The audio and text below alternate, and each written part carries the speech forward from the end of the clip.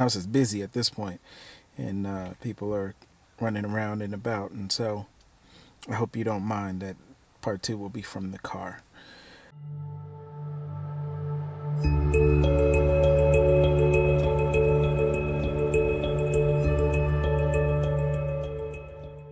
We've been talking about the importance of your testimony and how just drastically important it is.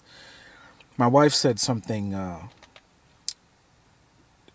just really profound the other day. Most people that you come in contact with are never going to pick up the Bible. They're not going to read it. Even if they pick it up, they're not going to absorb it before they read you. You are the Bible for a lot of people. You are your neighborhood theologian. You are the Christ that they will see. And whether you like it or not, your testimony is required. We had a conversation in Bible study the other day. And how awesome would it be if immediately after being saved, you just went up to heaven? But then the people that were left behind, they would never have that testimony that you gave them. And so as saved and sanctified people, you can't just put on a hat and be cute and sit in church and sit around your social clubs. People need your testimony. Listen to this. 2 Corinthians 3:18. But we all, with unveiled face, beholding as a mirror the glory of the Lord, are being transformed into the same image from glory to glory, just as the Spirit of the Lord. You are the ambassador. You are the representation of God here. In that word, from glory to glory, there's some translations that say from strength to strength. There's a lot packed in there. That's from testimony to testimony. Right now, there's a lot of people going through hard times. And we lived from testimony to testimony. What God has done today, what God will do tomorrow, like the children of Israel. Every day they woke up and there was manna for them. We lived from testimony to testimony. And we keep singing that tune until our next testimony. We keep telling that story until our next testimony. Let me tell you how important it is. Mark chapter 5. Then they came to the other side of the sea, to the countryside of the Gadarenes. And when he had come out of the boat, immediately there met him out of the tombs a man with unclean spirit. This may sound familiar. Who had his dwelling among the tombs, and no one could bind him, not even chains, because he had often been bounded with shackles and chains, and the chains had been pulled apart by him, and the shackles broken in pieces. Neither could anyone tame him. And always night and day he was in the mountains and in the tombs, crying out and cutting himself with stones.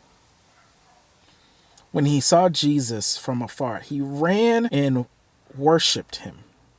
Now that's weird.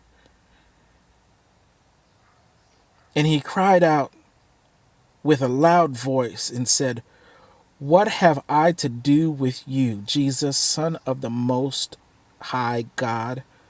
I implore you by God that you do not torment me." For he said to him, "Come out of the man, unclean spirit." He had the legion leave, went into the pigs. The pigs ran off the side of the cliff, and the people came and said, "Jesus, you got to get out of here. You got to get out of here. We don't want you, Jesus." And so Jesus is like, "All right, I'm getting out of here." Verse 18. And when he got into the boat, He who had been demon possessed begged him that he might be with him. All right, sure, come along. You don't belong here anymore anyway. Now that you're saved and these people don't want me here. That's not what Jesus said. 19. However, Jesus did not permit him, but said to him, go home to your friends and tell them what great things the Lord has done for you and how he has had compassion on you. Wait a minute. Jesus, you're trying to build a church. You're trying to have people. Why not take this man on tour and just, have him on display? Jesus says, no, go to the people that you know. Go be the example in your community. Go do the work. Go do the work. 20. And he departed and began to proclaim in Decapolis all that Jesus had done for him, and all marveled. You see how important that is? Simon Peter answered, you are the Christ, the Son of the living God. That's Matthew 16:16. Jesus had asked the question, who do they say I am? And then he asked the question, more importantly, who do you say I am?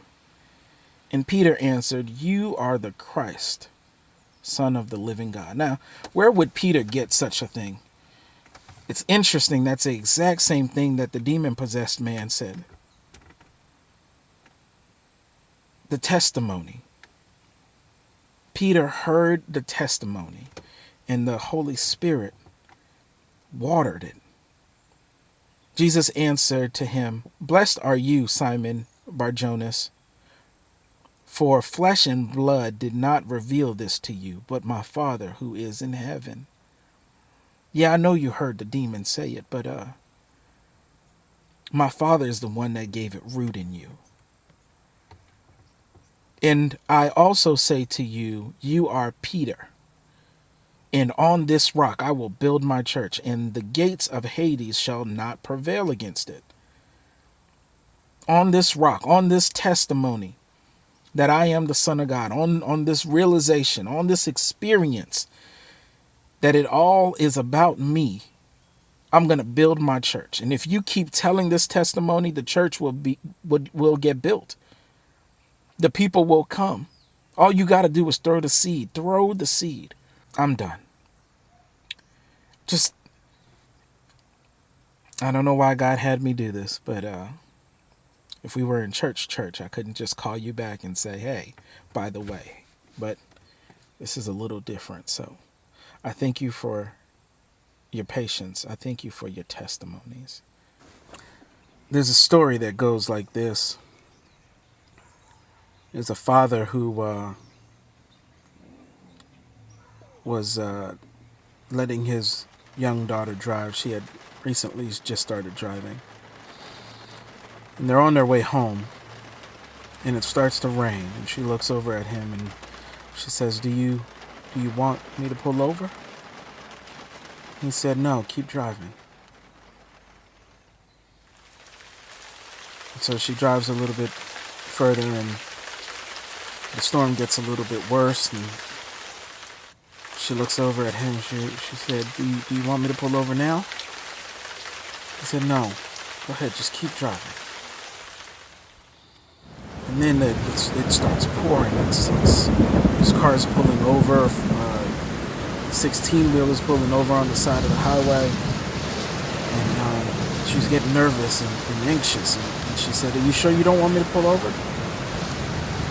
He said, it's okay, just keep driving. Just keep on driving. And so he's just sitting there and they keep driving. And eventually they get out of the rain. And he said, okay, baby, pull over now. So she pulls over. And she says, I know why you wanted me to pull over. He said, do you? She said, you wanted me to pull over so I can thank God for making it through. And he said, that is one reason. And they prayed and they thanked God for helping them make it through. And then she looked at him. She said, you said that was one reason. Is there another reason? He said, yeah, get out of the car. And so she gets out and he gets out and he says, look back. What do you see? She says, I see the storm. He says, what else do you see? She said, that's it. I just see the rain. He says, well, what happened to all those cars that pulled over? She said, I guess they're still in the storm.